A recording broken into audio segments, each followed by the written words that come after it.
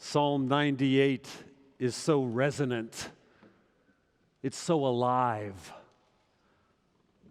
And so I'm disappointed that Pastor Juan Carlos reads it with no energy whatsoever.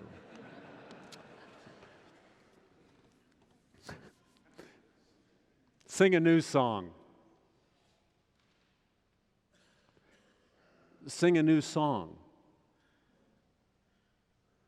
Don't just sing old songs. Sing a new song. Sing your song. You're an original. You don't have to just sing cover songs. Sing your song, not everybody else's.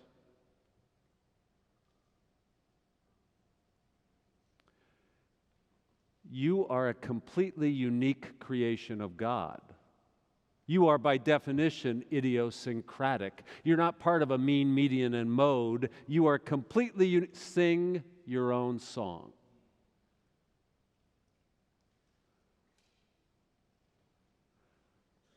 I saw this psychological study once of eccentrics, people that are a little different than the norm.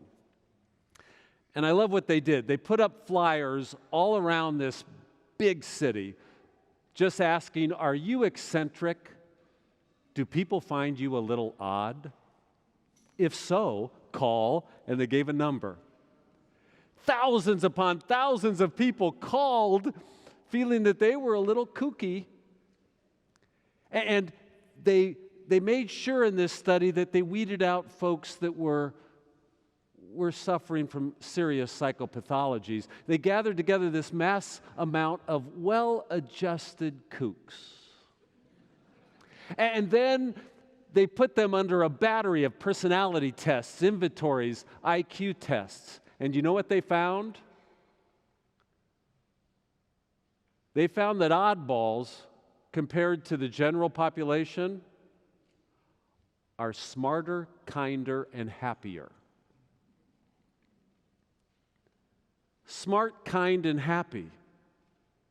That sounds good. I want us to be smart, kind, and happy. So I want you to be the eccentric that you are. There's nobody else like you.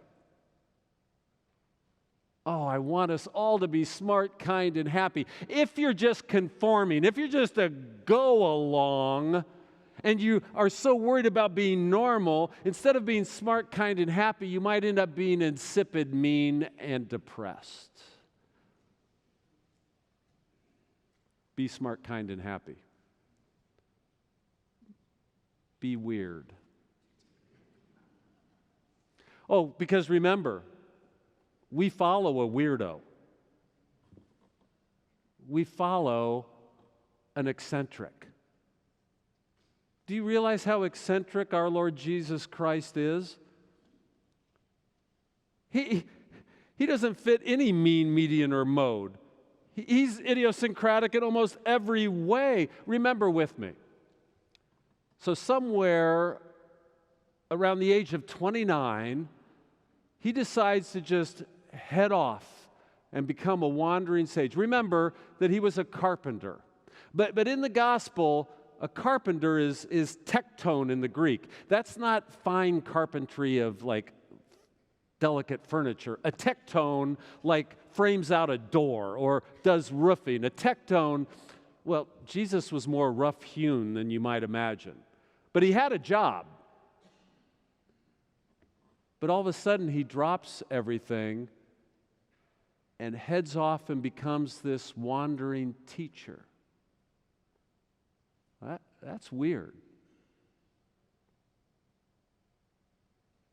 You see, society is all about status. And society will groove you into certain status-seeking ruts. And you got to have a career, and you got to progress, and then you got to have, children, and you got to have a mortgage at some point. And you got to do this. And all of society is quivering with status anxiety, because we have ladders and pecking orders all around us. And if you just get off that train, you're weird. He drops everything. Now, apparently in the gospel, he's not married. This would make you weird. Now, we don't know if he's married or not. It doesn't say in the Bible. But Christian tradition clearly assumes that he's not. Well, that would be really odd. I mean, like 99.8% of every first century Palestinian male was married. They don't even have a word in the first century for bachelor. There's not even a word for that. Everybody. But apparently, he's this different kind of guy, and he just heads out, and almost everything he does is just a little bit weird. Like in the second chapter of John, right at the beginning of his ministry, he goes right to the temple and seems to confront whatever this conforming institutional religion is about. He seems to just want to throw the tables over on that and just set it free. And there's something just wild and unrestrained about him altogether. He doesn't conform in almost any way. He goes into towns and he gathers prostitutes and sinners and tax collectors and has meals with them, these sort of oddball gatherings that make no real sense in that culture. And he teaches a way that is so different. Like he says, the first will be last, the last will be first. Like he's trying to completely combust all this status seeking and these ladders in our society. And he seems to not care at all about his own purity, and he touches lepers to heal them. And he teaches the most odd things, like blessed are the poor, blessed are the sad, blessed are the persecuted. And he seems to treat women with a strange amount of respect for that culture. It's just weird in that culture to treat women like full, independent human beings like he does with the woman at the well. And Jesus is eccentric. So follow him. I mean, our society is one big honking mass of conforming pressure upon you. And you'll just feel this pressure to be normal, to be average, and to glom into groups. And so around religion and politics and culture, we just glom into these big conforming groups. But you've got to sing your own song.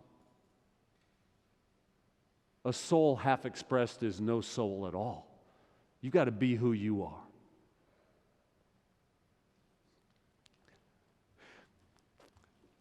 Sesame Street was actually really good and is good at trying to teach us to be our own person. And there was a song, you know this song, but you've got to lay claim to your own song, your own goodness. You know this song.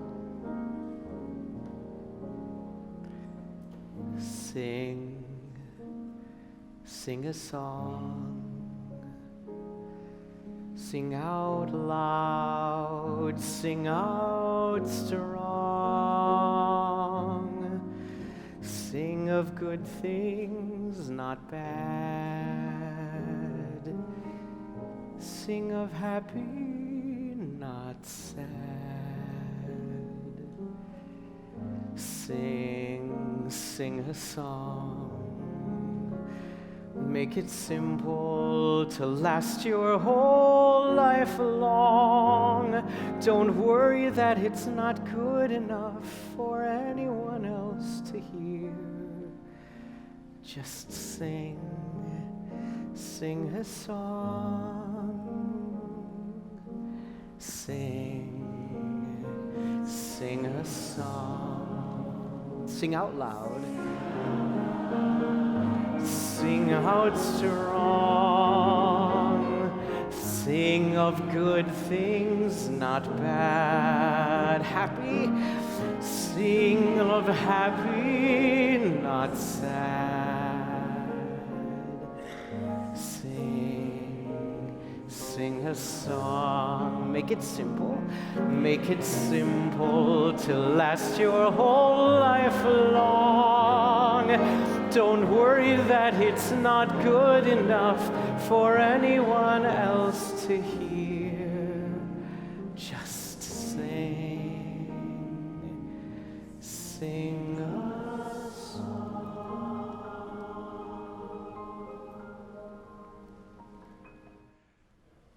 Sing your song.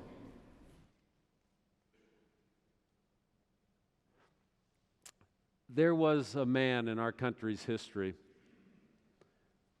who was trying to teach each person in America to sing their own song. He felt society itself, he called it a joint stock company, that everyone buys into some averageness or sense of conforming normalcy. He wanted you to sing and express your soul. I'm speaking of Ralph Waldo Emerson in the early 1800s. He really had three things he was hoping to teach us. Three things, really. First, that nature will activate your soul.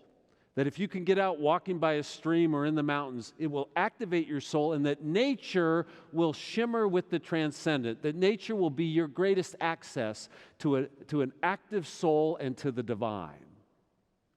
And then he taught again and again that you must find then that divine within yourself, your nature too. Now, finding the divine within oneself is no easy task. He wasn't speaking about it in a banal way. You would have to go deep to find that divine spark.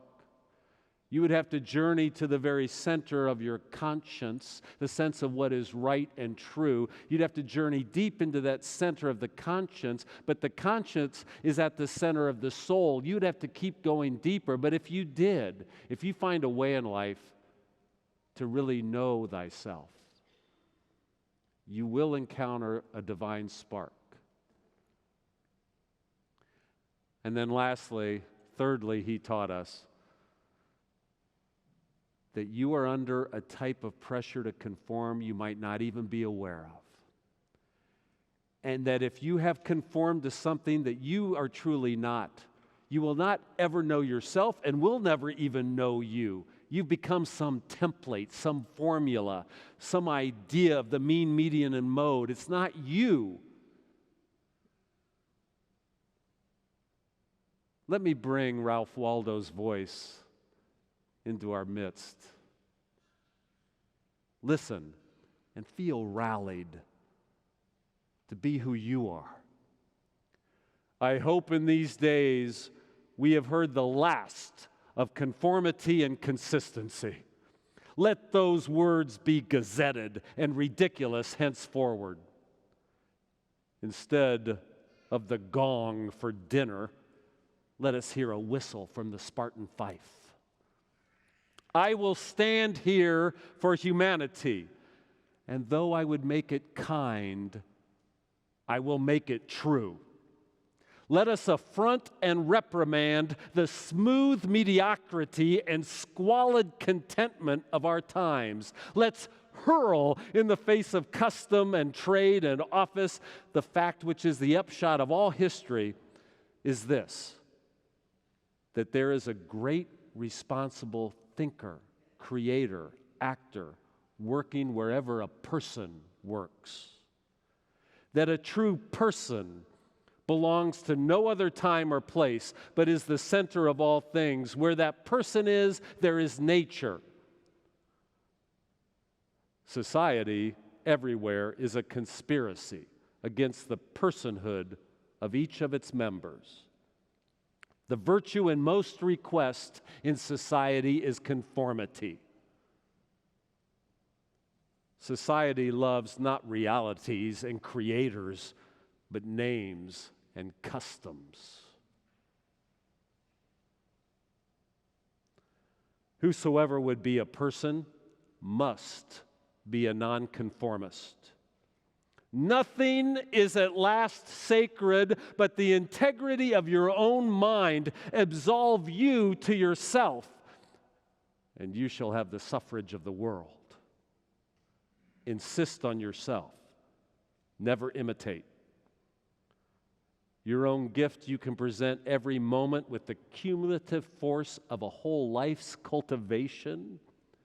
But if you adopt the talents of others, you have only an extemporaneous half possession of the person you are.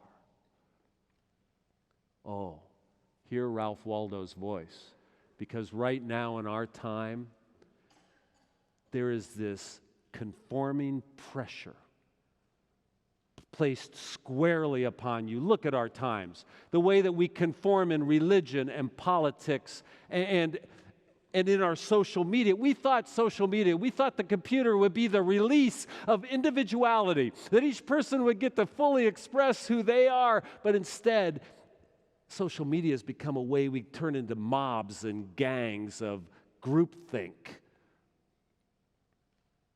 I want you to be smart, kind, and happy. That's what you deserve to be. So be yourself. Look at the conforming pressure we have in religion. Our very idea of religion is you've got to get a lot of like-minded people together and glom them together in a group and say we all believe the same things. It's not possible for a human being to believe all the same things as others, not if you're a human being, but we think religion itself is some groupthink, some conforming mass. It's not that at all. Religion is to activate your soul, who you are. Our version of politics is mob, gang, groupthink.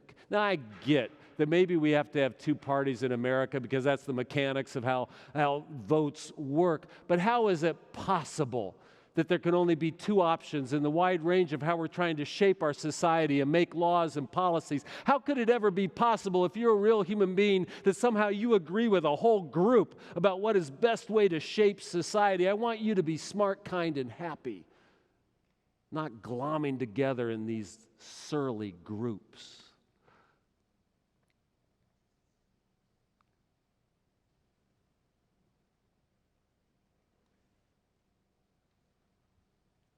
There's only one of you. There's only one.